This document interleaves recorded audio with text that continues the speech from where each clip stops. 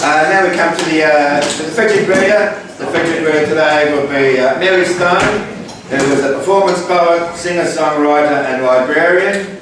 Mary has featured at the Dancing Dog, the House of Bricks, St Kilda Strip Fest, which is not as exciting as it sounds, the St Kilda Strip Fest, and several art and poetry exhibitions. Her work has been published in journals such as Page 17, Visible Ink and Pash Capsule. She is a winner of the Chamber Poet of the Month Award. I think she won it in May when Joe Dolce judged it. And she's been runner-up at spoken word competitions at the Dan O'Connell Hotel in Carlton. The Dan O'Connell Hotel is the longest running poetry reading in Melbourne. It's been going for since 1819.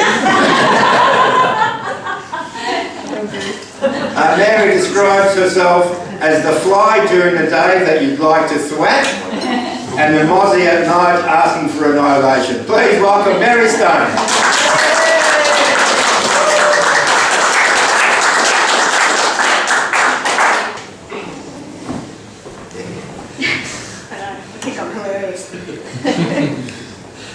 Okay, so the first one I'm going to do is about my father, and it's called Lamb Chops. Can you hear me? Yes. Yes. Actually, sorry.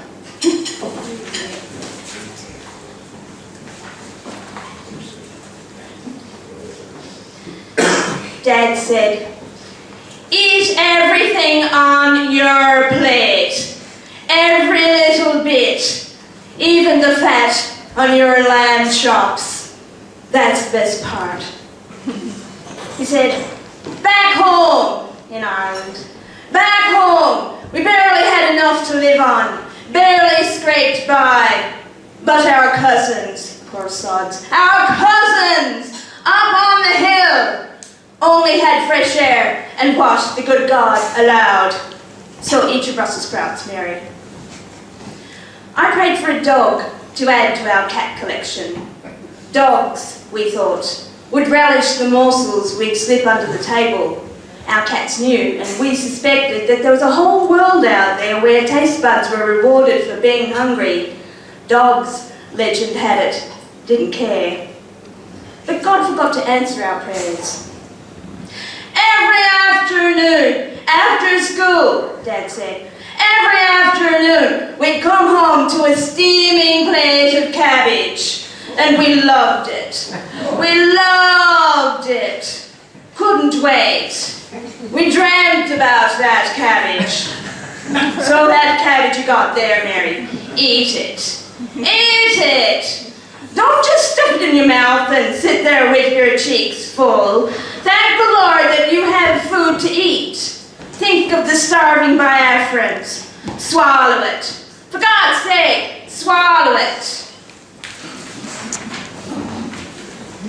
Dear God, please invite these Biafrans to our next meal.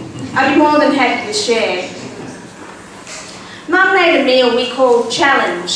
Didn't tell her it was called that. Not to her face. Never to her face. And we asked God not to tell Dad either. Didn't want to chance another sermon. Life was gruel. We played with our food, every meal a new toy. When Dad wasn't looking, too busy enthralling us with back-home tales, we produced mashups. Our mouths a mix of swede and turnips and peas. Open gobs proud to each other and laughed, risking a clip across the ears. I told my brothers and sister that if they ate the fat on those chops, when they were 21, they would die. One day, Dad stood at the kitchen door, brandishing a stale piece of bread. I thought I saw a little bit of green on it, a little piece of the Irish hills. "Who put this on the compost heap? Who?" He ate it in front of us as punishment. Dear God, please send Dad to Ireland. Please just send him back home. God forgot again.